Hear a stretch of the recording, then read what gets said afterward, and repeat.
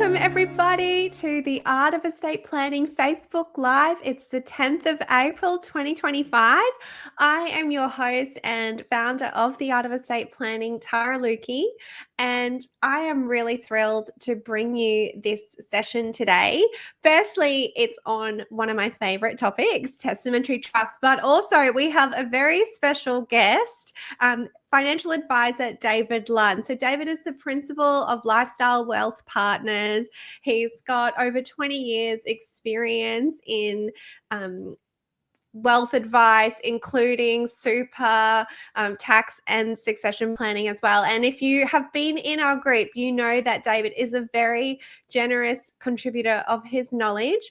And in fact, you probably will recognize David because he gave us an incredible Facebook Live presentation last year on the topic of illiquid assets in self-managed super funds. So as you can see, he's got a very broad range of expertise, and I'm really happy to bring you this topic today because David is actually going to go through and he's got the spreadsheets prepared, he's done the homework, and we are going to look at how much money do you really need in a testamentary trust, and how does a testamentary trust benefit people when there's a smaller asset pool, when there's a larger asset pool, when we've got children. So you've probably heard me vouching for the benefits of testamentary trust. You've probably heard me over and over, to be honest. David's here. He's done the numbers. We're going to see how they really stack up on the other side from a financial advisor's perspective. So David, very warm welcome. Thank you so much for agreeing to come back. Thank you very much, Tara. I appreciate the opportunity. I do like the group a lot. I find the quality of not only the questions, but especially some of the answers that get provided by members of the group to be, I think, a great resource for all of us. So congratulations to you, Tara, for putting that together. As Tara mentioned, our specialty is financial planning, and we have subspecialties, I would say, of SMSFs and in particular intergenerational wealth planning, which is why I'm so interested in testamentary trust, because they form a key part of a lot of the strategies that we put together for our clients. And we generally say our larger clients, but there was a post some time ago that if you had $500,000 and that was your mortgage and you took the kids to Disneyland and you were done, you wouldn't need a TT. And I sort of thought, well, hang on a sec, there's a few elements to that might be the case and that might be true, but it's not always the case. And that was me who said that, for anyone wondering. It was I said it on our podcast, I think, just saying, is it worth having a testamentary trust if you really don't have much investable assets left? And David called me out on it and said, well, should we challenge that? So that's where we're stepping in today. I actually mentioned to Tara, I hadn't busted out the spreadsheets for all of these strategies before because we hadn't had that specific circumstance for a client, but even I was a little bit interested in some of the results that I was able to put together. So without wasting too much time, I'm going to keep it fairly simple. How much is enough? I did actually put out a quiz with SurveyMonkey. Unfortunately, because of the proximity of the SurveyMonkey quiz to this presentation, I couldn't actually include the results in the presentation. I just couldn't get it or tabulated quickly enough. But I was going to talk through some of the quiz results. We're going to look at some strategic options and case studies, and then finish with a Q&A. If you've got any questions, I believe there's a chat box you can push something through, and Tara can jump in and put a question either during the presentation or at the end. I don't mind either way. So how much is enough?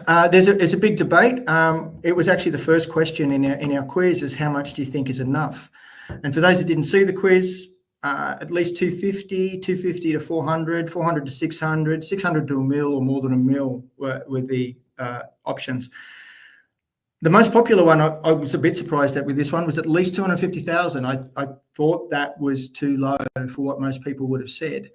Interestingly, that there are strategies where it can actually work quite well, but when I've talked to most professionals in an ad hoc fashion, it's at least 750 or at least $1 million or something. But I would say it was actually just over 50% of the responses said at least 250,000. So I was a little bit surprised by that one. So How many wills would have a testamentary trust provision?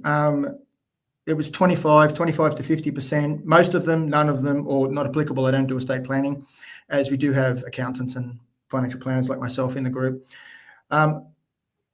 Interestingly, 25 to 50%, or most of them, were equally common at around about 36% of respondents said that. There was some at less than 25.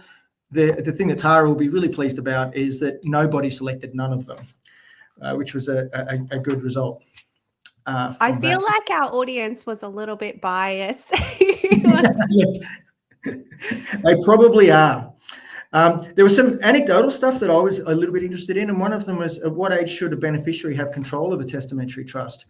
The options were 18, 21, 25, 30, or it depends.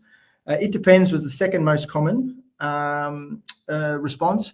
What was that? That was 27%, and 63% said 25. So that was quite. There was quite a degree of conviction on 25. To be fair, truth be told, I look at my 25-year-olds and I'm sort of like, yeah, no, I'm probably more of a 30 kind of guy myself. But it's it probably sits in the bottom box, which is it depends. And the primary reasons for a testamentary trust: asset protection, tax minimisation, retaining control of the asset, intergenerational wealth planning, all of the above, or it depends. Again, it depends was number 2, and all of the above was a very significant 72% of respondents said all of the above. What are the main problems with testamentary trusts? The options we provided were too expensive, too complex, hard to maintain the original strategy, ruling from the grave, and other. I'd be interested if anyone could stick on the chat box what other might be, because I couldn't think of any other major problems. Otherwise, I probably would have put them in the list. But if there are other problems in running testamentary trusts, I'd be quite interested to know. Too expensive and hard to maintain the original strategy were there. Too complex, not surprisingly, came up with 36 and was the highest response. There was some qualitative about what you like and what you don't like. Intergenerational wealth planning, asset protection, the sort of things you generally expect to see on the pros. And on the cons, it was definitely complexity, hard to explain, complexity. So there was a fair bit around that. And I do want to address some of those matters in this presentation. So it was interesting. A lot of the responses were along the lines of what I was expecting, but there was a couple of good little gems that came through there too. So thank you to everybody that contributed to those results. But I've kind of already mentioned it, but especially as the bulk of our audience are lawyers, the answer is, as usual, it depends. Whether that's trust deeds, whether that's wills, whether that's contracts, it's in law, that seems to be the universal answer, and it's probably the appropriate answer. I always love a good quote. Last time I had Winston Churchill. This one's another great sage, Homer Simpson. You can't enjoy your money when you're dead, so why not have fun now? That means we wouldn't need testamentary trust, so we won't listen to Homer this time around.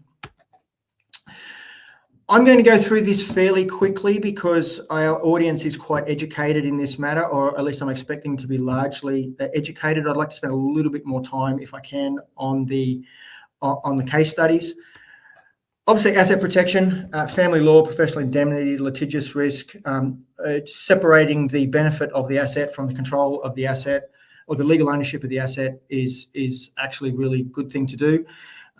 For a lot of those reasons and possibly some others as well, but they're the primary ones. And obviously a big one, whether you're an accountant, a financial planner especially, is the taxation management. Whether you're minimising or eliminating tax, deferring it, timing it, or streaming it, there's all sorts of different things you can do with taxation management. And I love trust generally for all of these things. The amount of value that you can create is amazing. And I actually maintain that a good financial planner will give way more value with strategy than they will with investment management, because we're picking really good investments. Obviously, we try and pick really good investments, and by and large we do. So we're sort of ticking that box. But it's some of these things coupled with client behaviour management are probably the two biggest areas of value add. Intergenerational wealth transfer is a big one, especially, and it's going to get enormous. When we look at the boomers dropping off the perch in the next 25 years, the amount of real estate, the amount of super, the amount of small businesses that are going to basically come on the chopping block, and something's going to have to happen with it without a good plan, because it's not a good will, of course, it needs to be a good estate plan, because we've got to cover off all those other entities. That is huge. TTs are great for a whole range of objectives that the client may wish to build into their estate plan, whether it's preserving for your multiple generations. In some cases, we already have a few that are skipping a generation. Special purpose, be that education reasons, estate equalisation, and I think another good one for TTs combined with super and BDBNs is when we have split families, trying to equalise estates between split families. As everyone knows, that's their favourite job as an estate planning attorney or a planner whose client asks them these questions. That is quite a challenging area sometimes, when you overlay what the family wants, what the claimants might be able to claim, and then the consequential tax consequences of the decisions that would otherwise be sensible. What needs to be considered? Obviously, cost of asset management. So if we're going to put it into a structure, we're going to have accounting fees. If you're going to invest it outside of direct shares or term deposits, you're going to have maybe some asset management fees and possibly some advice fees as well. Sometimes we find that the testators are quite educated, or they've spent time learning this stuff. Often their kids are not. And so therefore education of the future trustees is sometimes an issue. Are they the appropriate trustees? Do we need some co-trustees in there as well? So there's those things that need to be considered. And also preservation for the medium to longer term. It is something that if the assets are desired to be around for some time, which is often the case, then a testamentary trust can be a good structure to do that. The downside complexity is obviously the biggest one. Cost is an issue, but you'll even see with some of my worked examples, with even small amounts of money, the cost isn't a big issue. I would say requirement for advice is pretty high. Obviously, they'll need a tax advisor to lodge the tax return and do the financials, but definitely getting investment advice, but the strategy advice, whether it's tax minimisation, whether it's asset protection. And I also have some examples that include loans and other such things, which people would already be familiar with. There's UPEs, which is a big one, which I'll cover off on. Section 100A should not be an issue, but I'll briefly touch on that as well. So one of the most common factors, this is there's some promo person that likes to plug TTs going around the joint, and so I thought I'd include this one. So this information sort of came from Tara. Everyone knows this, so I'm going to go through it fairly quickly. Simple will, taxed at marginal rate, parent pays for all the fees, but then the tax advantages of a testamentary trust is up to $22,000 tax-free per minor beneficiary. You've got to be very mindful of Section 102AG of the Tax Act. That's very important in terms of how you manage the assets, and that actually comes back to the advice that people are going to need on how to run the testamentary trust, because it's so easy to blow up the tax deductibility of a testamentary trust if it's not administered carefully. And all of the benefits that Tara's showing there in the top right-hand corner are lost potentially, or at least mitigated by making incorrect transactions in relation to a testamentary trust. So I really can't emphasise the importance of managing capital flows in and out of the trust carefully to not void 102AG, which is the minor beneficiary tax concession. Reasons and purpose for asset protection. I'm going to assume everyone's totally across this, so I'm not really going to address that at all. I'll just jump straight into the example. V, she's inherited $300,000 and she has an option of a TT. Does she take it? She can take the money and pay out the mortgage, or she takes out a loan from her TT, so the money gets paid into the testamentary trust. It then comes out of the testamentary trust to V and her spouse or partner, who have signed a loan agreement, which the lawyer has duly put together for them. And then with the TT, they take the TT proceeds and pay off the mortgage. Option one is simple and it's cheap, but offers no asset protection. Option two is a greater measure of protection, some increase in cost, but offers additional tax opportunities in the future, which I'll also come to in a second. The other thing to bear in mind with particularly this example, you can actually get to the point of lodging nil returns. So if you have a trust where you've taken all the money out of it, you will need to lodge a return, and the return is a nil return, and then you can set it up so that you don't need to lodge returns until the trust generates income again in the future, which means you don't have to have accounting fees every year. You don't necessarily, but it's possibly good practice to have financials every year. But if it's copy, paste, change the year, you could almost do it yourself. So I don't want people to think that this very simple option is expensive ongoing. It's just a little bit expensive to set up. But if you think about it, even in this case of a small TT of $300,000, we're insuring $300,000, or we're not insuring, we are increasing the likelihood of asset protection, let me put it that way, of that $300,000. And I think that would appeal to a lot of people. So V inherited, and she chose option 2 with the TT and the loan. No asset protection matters arose, meaning she didn't do anything in work-wise or professionally that would cause a problem, and she's still with her partner. That's great. But they're now accumulating assets, and they want to invest for school fees for the future. So, and both V and her husband are on the 39% marginal tax rate. So their option is to invest in their names, or do they repay some or all or part of the loan, but not more than? We're back to section 102 AG, and I'll come to that. I'm deferring that one to a bit later, and invest in the TT. Option 1 provides actually an after-tax return of 5.5%, and that's only because they're paying 39% of the return away in tax, whereas obviously they're saving for school fees, they've got children. We're assuming that the income returns can be paid to the children, and the total returns are less than $22,000 per annum per each child.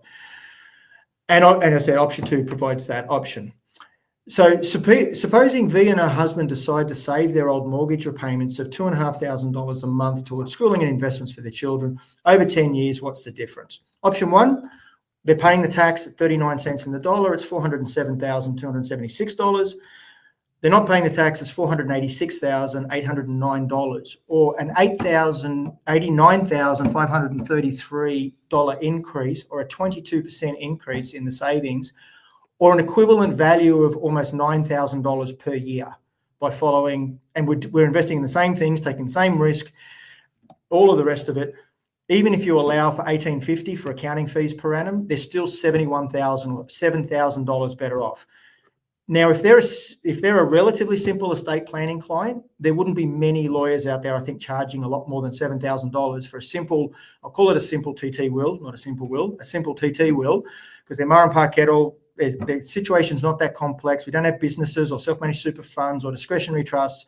We've just got some super and a house, and we do a will for them.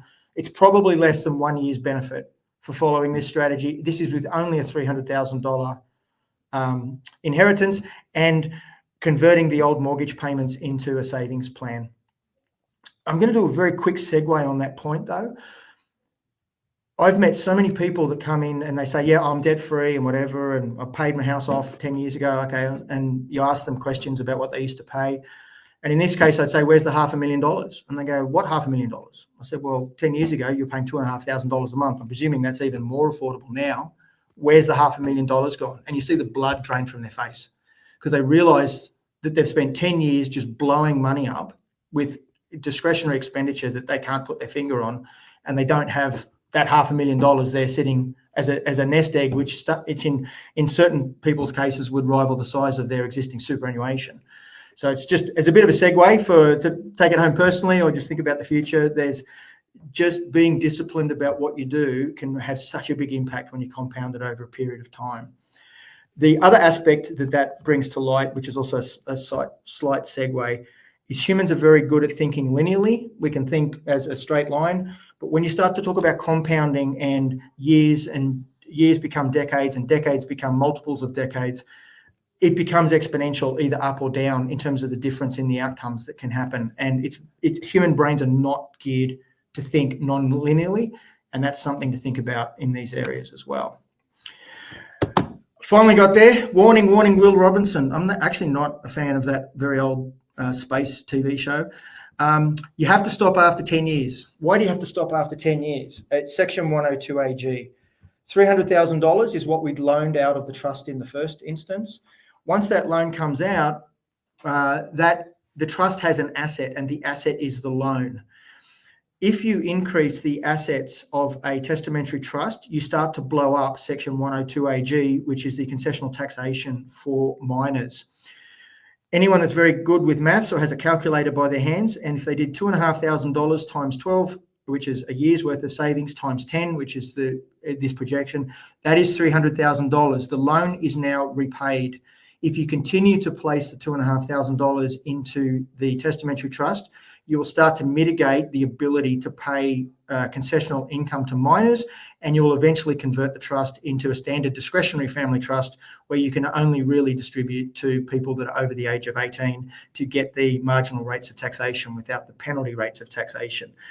This is probably one of the biggest issues for medium to long-term users of testamentary trusts, and why this is a very simple example, but one of the reasons why you do need some really solid expertise around the trustees to help them make sensible decisions. Because as most people are probably aware, this isn't just for the children, because if this was a larger trust, it could be for the grandchildren, or potentially, depending on the laws of perpetuity and who the key individuals are, great-grandchildren can also be impacted by these decisions. So we have to be very, very careful about that, increasing the corpus of the trust beyond what was ceded to it by the estate. David, that's really interesting. And I've never thought of it like that. So you're saying they've repaid the loan. Yeah. Can we go back to that? So I've actually got some graphics that'll explain it in a coming slide. So I'll take that on point, on notice, and when we get there, I'll stop. And I've got actually some pictures to represent this strategy coming. It's actually in this particular strategy here, but it equally applies, or we can just change it slightly for strategy number 1. Okay, cool. So G has inherited $750,000, so slightly larger on this time. It's roughly equivalent to their current residential mortgage. They're actually relatively young, and they want to build wealth for future and investment, and they're happy to use investment debt. They've got an aggressive investment risk profile. They're both on high incomes. So what's the appropriate strategy for them to do? Number 1, take the money and pay off the mortgage, and probably do what we just did, which was run a bit of a savings plan as under option 1. Or we take a loan from the TT. I'm going to say this very quickly, but then I'm going to come back to it with some pictures, and I'll do it a bit more slowly when we get to the pictures. Repay the bank. We have to create a new loan. That's in red. I'll cover off that in a second as well. Invest. And then option 1 is simple, but they have no investment portfolio. Option 2 removes all non-deductible debt, but provides a $750,000 geared investment portfolio, which is fully tax deductible. So this is our starting point. Before the testamentary trust is not there, we just have a mortgage, a $750,000 mortgage. Unfortunately, someone dies, but as a result of that, a testamentary trust is brought into play. That money is then loaned to the couple. Obviously, our advice would always be to have a loan agreement in place for family law reasons. We repay the mortgage to the bank. Now, another point here, which is a little bit of a sidebar, my recommendation to people is to never terminate a mortgage and then get the deeds back unless they really have to. Banks are notorious for giving you money when you don't really need it, and are really hard to get money out of it when you really want it. So by maintaining a mortgage or a debt facility, even if it's paid down, is often a good thing to do. You've got to watch things like facility fees and other such management factors and so on, but it's often a good idea to keep the facility available, especially if there's a change in income and therefore servicing down the track. It may be hard to replace the mortgage. We have to do a new borrowing. It can't be redrawing the old one or taking the money out of the offset and claim the interest against the loan. It has to be a new borrowing. You need to go and see your friendly mortgage broker or bank. You need to explain to them that this needs to be a new borrowing, because otherwise you jeopardize the tax strategy that's associated with it. We then run an investment portfolio. Now, I'm going to cover off on a few points here, and then I'm going to pause, Tara, so we can come back to your question from the previous example. Why don't we repay the loan to the trust and invest in the trust? The reason we don't do that is because a borrowing is tax deductible if it produces assessable income. Now, if you repay the loan to the trust, there is no income that's associated with that borrowing anymore, and we're back to having a non-deductible mortgage. We've gone to a lot of trouble and actually achieved nothing. So even though we're at a top marginal tax rate, which is not great from an investment perspective, this is a geared portfolio. So the interest that you pay the bank is deductible because we are now producing assessable income with that portfolio. Were you to realise net income or capital gains, that can certainly be used to repay the loan and grow the assets inside the trust. And then if there's children in the future, or you've got children now, we can distribute to them, and we're back to using Section 102 AG and getting those benefits of much lower taxation. But the geared component does need to be in the borrower's names, because of the you defeat the tax deductible nature of the new borrowing. And I'll emphasise that again, the new borrowing, not recasting the old borrowing, because that does not actually qualify. I'll pause there just for a second, Tara, to see for your input. Yeah, no, that totally makes sense. I think like when I was practicing, like starting out, people were looking at like hybrid trust strategies to try and, do it within a trust environment. And there was maybe the Forest case. I'm really digging back in the archives, which basically kind of put that on the head. So I totally agree with what you're saying about having that outside. I am getting a bit stuck on the poor old cogs in my brain, just not fast enough to keep up with the 10-year rule. Okay, so basically, you're across the idea that you can't increase the corpus of a testamentary trust outside of what was put there from the estate. Well, yeah. So if we look at 102 AG and that new integrity, I think it's been about 5 years now, into capital A. So they're basically saying the only assets that are eligible to generate accepted trust income treatment in the trust are the assets that the testator owned at the date of death and were distributed to the trust under the will. Correct. And so the income that needs to be generated in the trust has to be income from those assets, or income that represents accumulations of income or capital Correct. from that original source property. So you can like sell a property, use the sale proceeds to buy a new 100%. property, 100%. and that doesn't jeopardize it. But like the trust can't borrow itself, Correct. for instance, or as you said, you blow up the trust. But how does talk to me? Can we break down the like 10-year repayment? I probably shouldn't have made it perfectly divisible. I wanted to run the projection for 10 years, so I made the monthly payment equal to the loan amount. So it was really just the loan is now fully repaid, so you have to stop putting money into the trust. That's all that was. Because there's no basis for them to keep putting the money. Well, Okay, I get you. So like if they kept putting money in, it's not attributable to the loan agreement. So or to the testator's estate, correct? That's exactly right. Or proceeds from investment returns and so on. Exactly correct. Yeah. So what about people? Because sometimes I hear people saying you do it on like really low interest, like you have to have some repayments for it to. No, not necessarily. This doesn't fall under Division 7A or anything like that, because it's not from a corporate entity. Even if you have a corporate trustee, it's technically not from a corporate entity. So it doesn't fall into I'm thinking more from a bankruptcy asset protection purpose. You might want to do it for those reasons, absolutely. Yeah. That may be another strategy you could overlay over the top of this, but it would be an additional strategy that you might want to put into place. For example, if you are worried from a family law perspective, you could add an interest rate and then try and accumulate interest, but that's something that the lawyers would definitely probably want to argue about if there was a family law situation.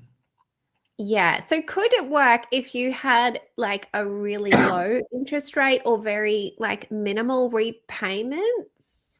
Look, you could. I think you're the lawyer, not me. I think the minimal repayments sort of reinforces the loan existence and all the rest of it. That's typically more seen, I think, with children than with spouses and trusts.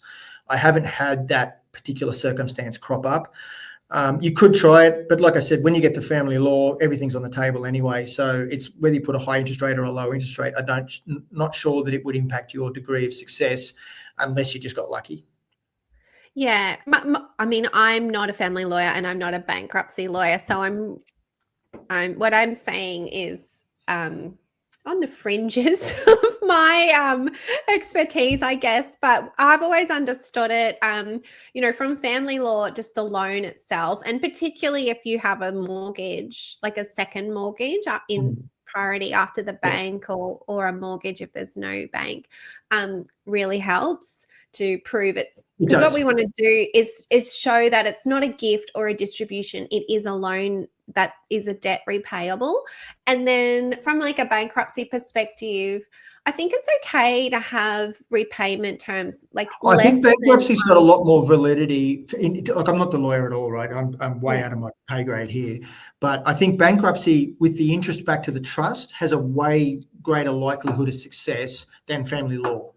I think you potentially, but I'm sure there'll be some bankruptcy and family law lawyers that are probably tearing their hair out of both of us at the moment. So yeah, we might leave it to you have them. less than market rate repayment terms, but you do have to make some repayment, and it can even be sporadic. It doesn't have to be regular. And there's things like, if they don't repay for 5 years, but they make a payment, within those like bankruptcy, there's like periods. It's the clawback period. I think I know that's what you're referring to, like the 3 years and that sort of stuff. Not quite the clawback period, but it's like the debt becomes stale and is no longer enforceable. Okay. But if you make a payment before that, then it refreshes it and puts it back on its foot. So potentially, if like based on the amount and the repayments, like they could have less. If they really wanted this to be a longer term strategy, they could reduce the repayment amount. And what I'm hearing from you, but I'm so glad you did that example, because I could, you're like, well, this is obvious, but for me, and I've looked very deeply at 102 AG 2AA, because I've never like run it in a live scenario after that. Well, I think we were chatting prior. I think the problem that most lawyers face is that they know TTs, they can talk to them till the cows come home, but they're not actually around to actually run one unless they're personally involved. Sometimes you would be around to run it, would like to actually deal with the practicalities of running a TT. But I'd say the vast majority of TTs that even not get written into wills, but actually get used, a lot of lawyers, they set them up and then they go off on the trustees go on their merry way, and you don't get to see sort of the next stage of the knock-on effect. So, I think the main takeout of this presentation is just, you're reiterating how essential it is for clients to have an advisor guiding them through these, because they work beautifully, but they are complex, as we know. And, we're throwing up, how many areas of law have we just mentioned trying to like work 100%. This out? Like 100%. There's so much going on. They're not for unsophisticated clients to DIY. That's correct. Exactly. Especially the DIY piece. I'm going to go through this really quickly. There's a lot of numbers. I just sort of want to try and get the gist of it. So the point of this is all the numbers. It's not so people get all the numbers. It's just to get the point as to what the differences are. So with a 4% income and 5% growth, total gross return of 9%, that Australian shares would probably give you this kind of profile. Your portfolio income is 30,000. Your portfolio growth is 37.5. Cost of debt at, I'm assuming 6%, is 45,000, which means we have a tax refund of $7,050 against the MTR of 47%. Just to bear in mind, you do have debt servicing of $7,950 that you have to pay the difference between the portfolio income, the cost of debt, the tax refund. There is still debt service to pay, but the very simple maths of this is that by simply reborrowing the money back and investing it with this assumption of returns, you're getting $37,500 of growth per annum with these assumptions, with that cost you about $8,000 a year to get. So it gives you not a bad result. This guy's pretty happy about it. The next one is tax deferral. So B has a TT with 500 in it from her recently deceased father. She's on 47%. But she's already maxed out her super. She can't really do anything with that. And she's received other monies from the estate to do her triple up non-concessional contributions, and maybe if she was under 500 in super, she might have used some of the catch-up concessionals as well before she put in the big NCCs. She plans to retire in 5 years. Option 1, no TT at 9%. Option 2, invest at 9%. Implement a corporate beneficiary. And once retired, receives tax-free income from super and a dividend supplement from the corporate beneficiary. So what does this look like? So option 1, $577,101. Option 2, $678,635. This is over a 5-year period, bear in mind. So it's $101,534,000 or an 18% increase over just 5 years. So it's quite a good benefit. Again, not a massive amount of money to start with, but it's not chicken feed either. But this is the kicker.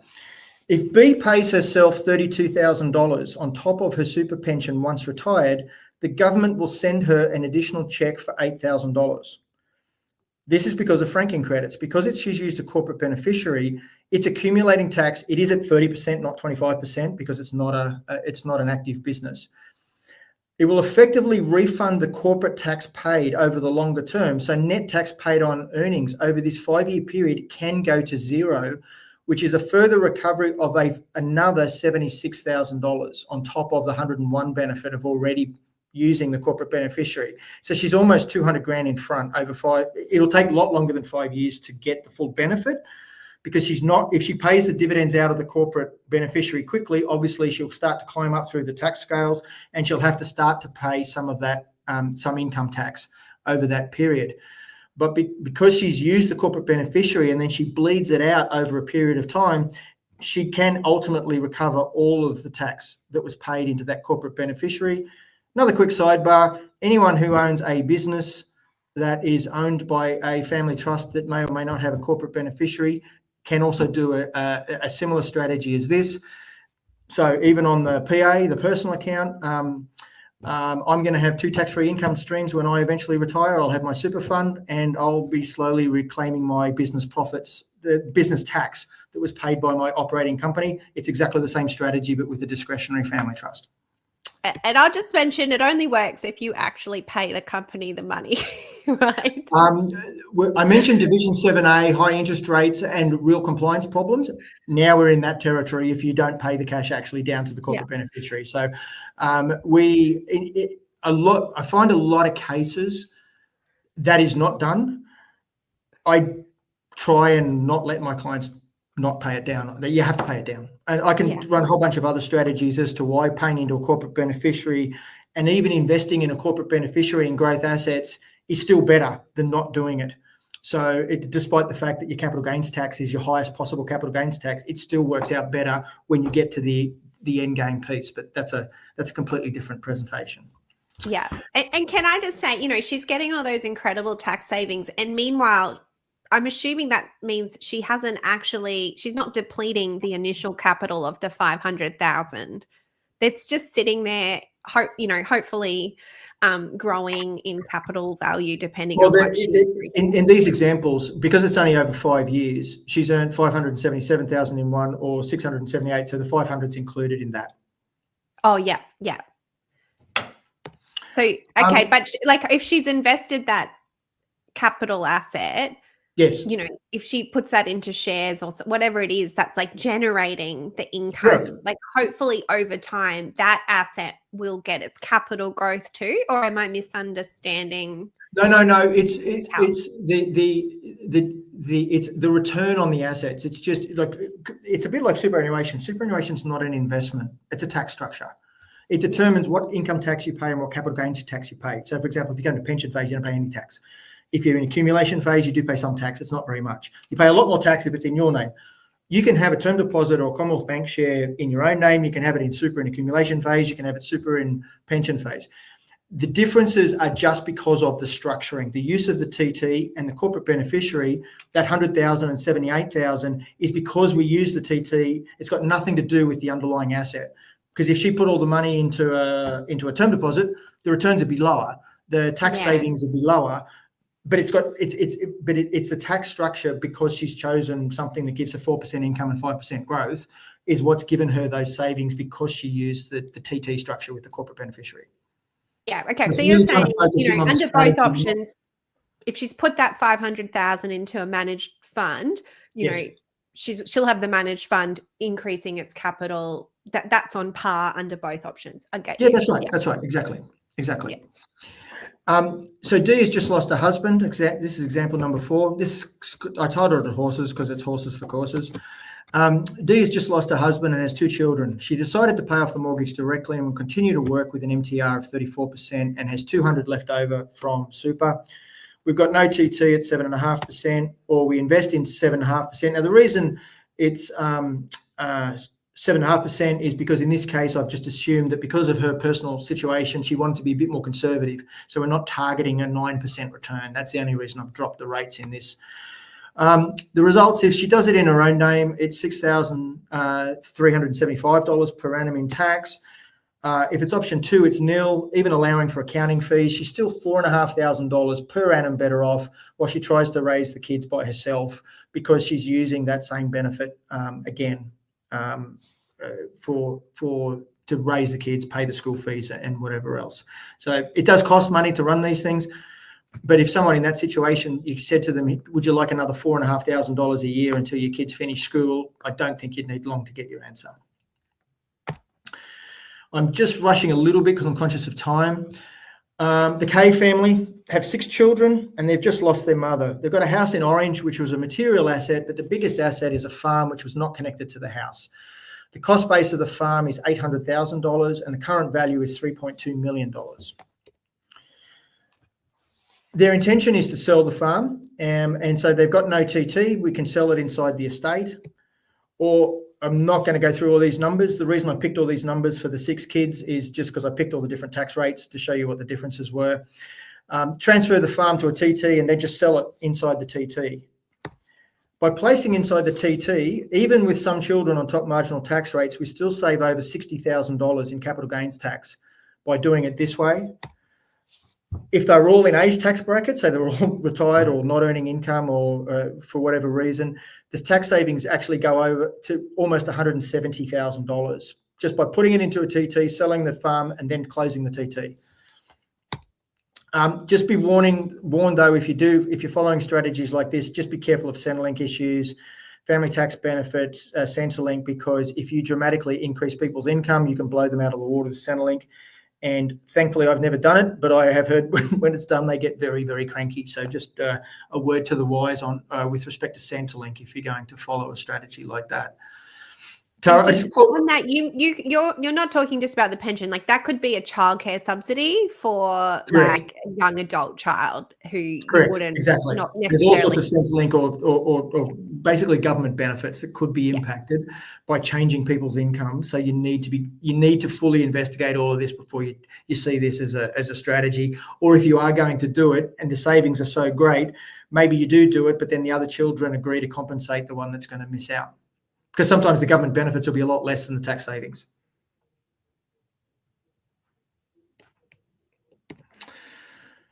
Helping the kids. T, she's just inherited $3 million from her mother. She wants to provide $1 million to each of her children to buy a house. It's pretty obvious. Cash out, give it to the kids. Loan the $1 million to the kids.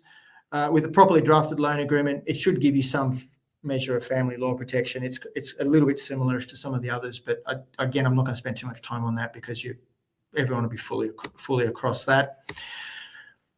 Testamentary trust issues, costs, budget on $1,500 to $2,500 a year. You will be able to get it cheaper. You will pay more. If you work on that as an approximate budget, and I'm just talking on accounting fees here, that's probably what you'd need for compliance. UPEs, unpaid present entitlements, for anyone that knows what they are, it's where you have distributions from a trust for tax reasons that are not paid.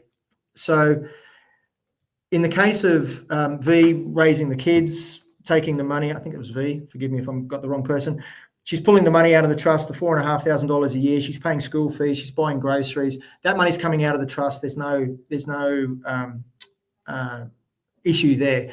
Where you've got maybe the wealthier couple and they're keeping the money inside the trust because they're just using their salaries to fund all the education expenses.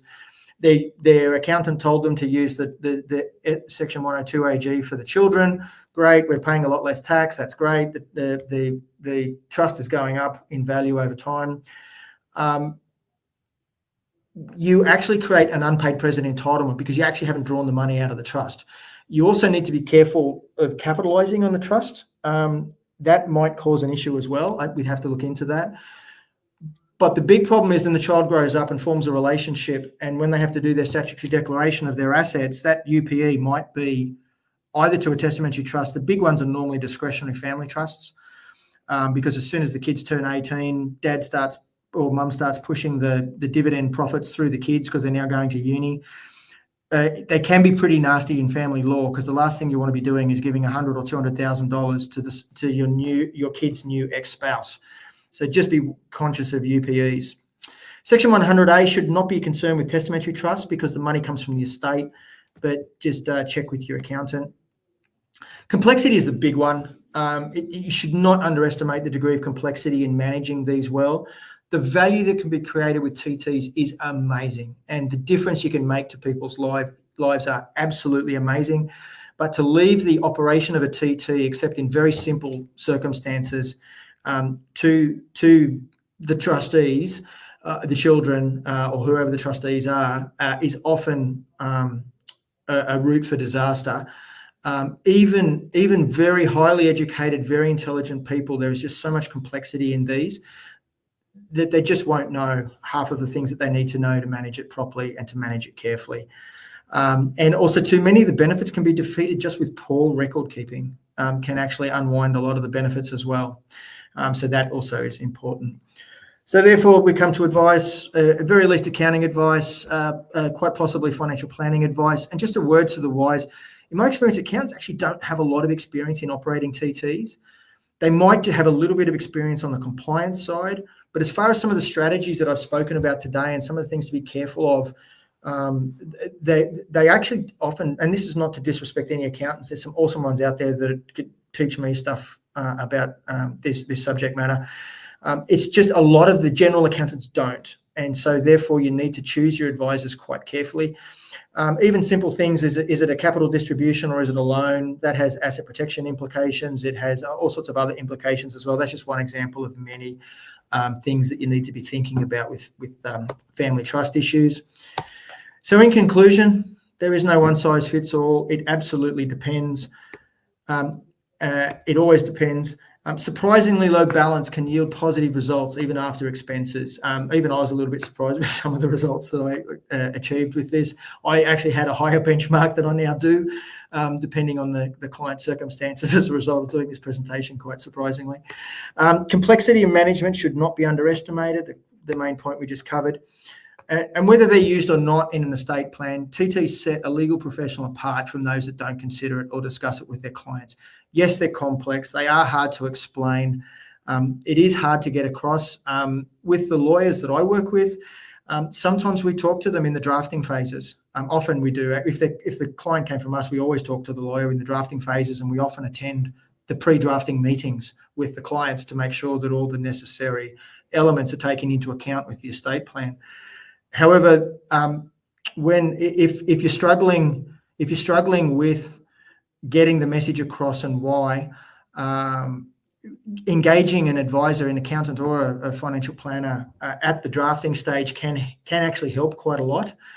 In fact, this actually happened. One of the lawyers that I work with in estate planning, she said, look, this lady's not sure, her husband's dying. He was only in his 40s, unfortunately, 2 young children. He had really good money. They had big loans, but he did have big super and big insurance as well, thankfully. We populated the TTs. We paid down, we fully paid off the offset.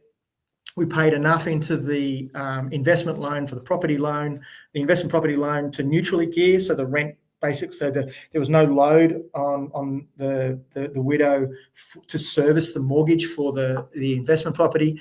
We then had residual funds left over to invest. We invested that, and we generated income to assist her raise her 2 kids.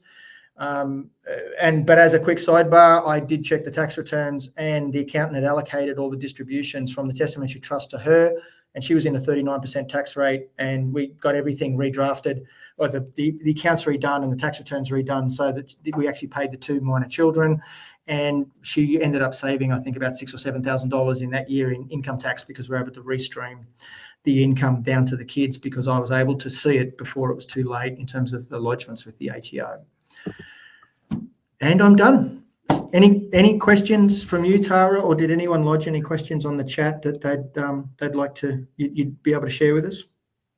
Thank you so much, David. That's incredible. And I actually feel so grateful because I've had a front row seat here to ask you my questions as they've come up and for you also playing it out.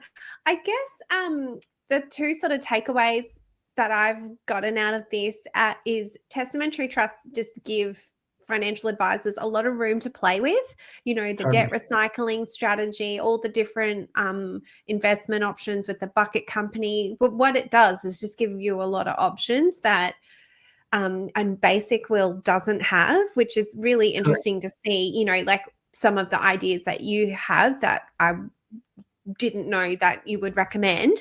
And yeah, it was really great to see, like, the purpose of this was to look specifically at smaller inheritance pools and see what the benefits are. And so, it's really demonstrated, like, the bigger the inheritance, if we've got people with like life insurance policies of $1 million or, so lay down Misere. That's lay down Misere Testamentary Trust. Like, it's just better every which way but Sunday. There's no argument about the larger ones.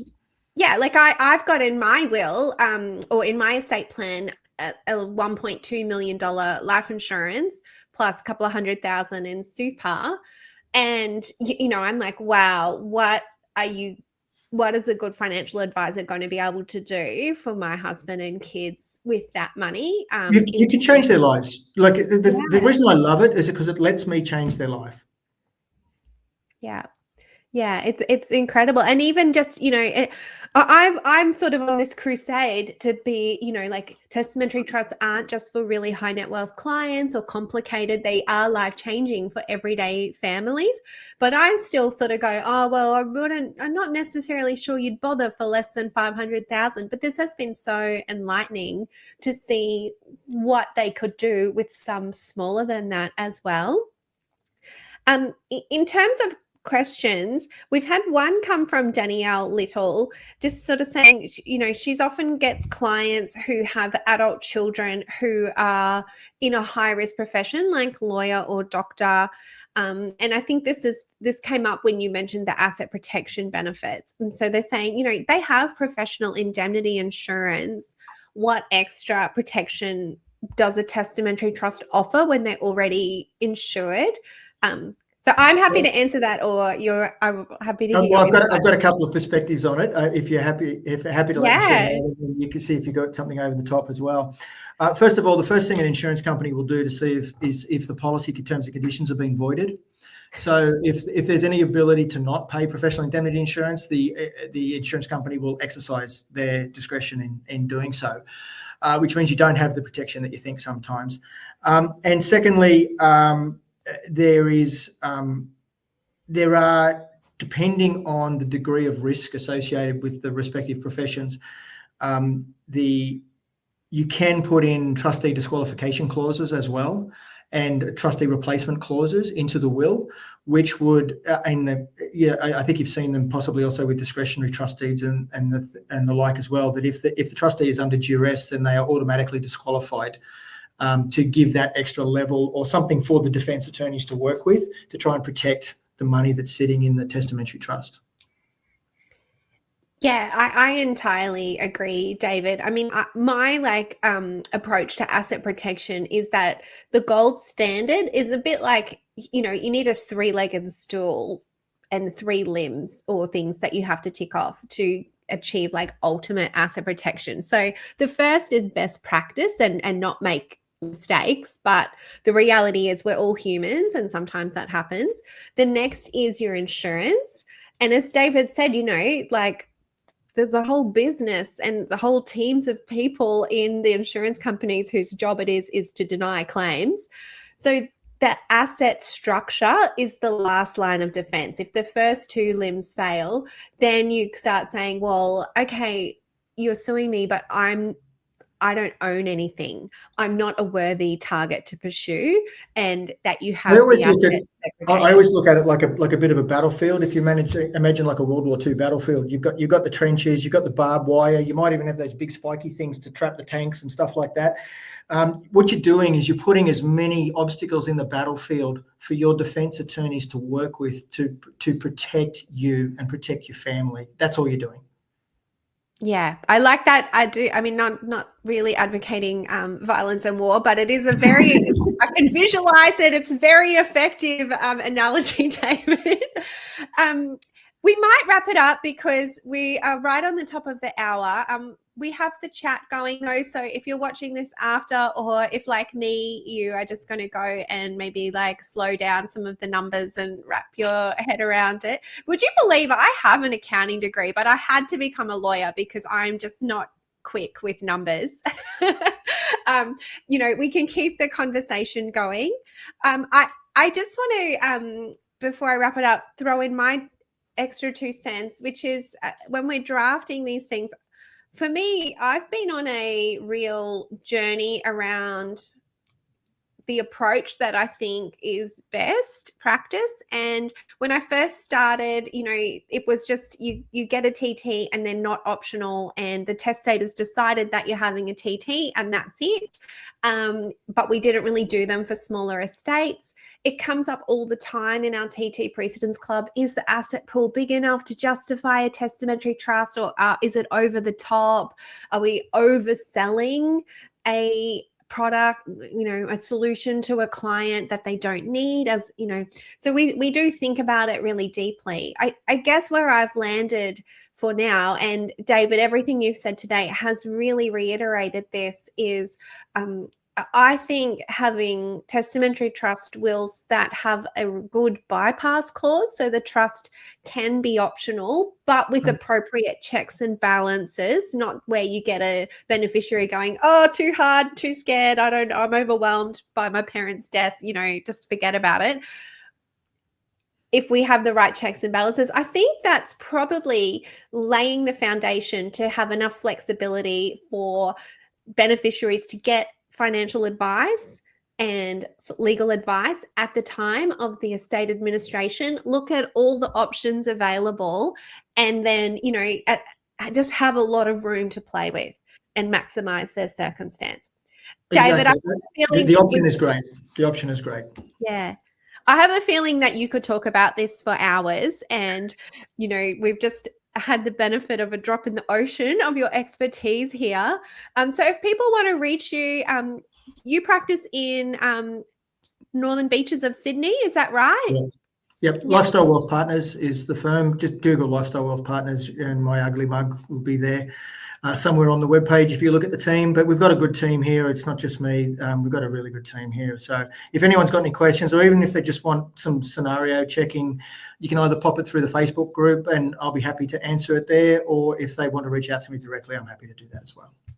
Yeah. And if you have clients who, need an advisor who knows what they're doing, then, I think David will hopefully be front of mind because he clearly has a lot of experience working with these structures and helping guide clients through it. So we're going to wrap it up. David, on behalf of everybody, thank you so much for your generosity with your knowledge and also the effort that you've put into this today. I know I've learned a lot. I think I'm going to keep coming back to this as a resource as well. And on behalf of everybody, we're really grateful. Thank you No so worries much. at all. Take care. Have a good day. See ya. Bye-bye.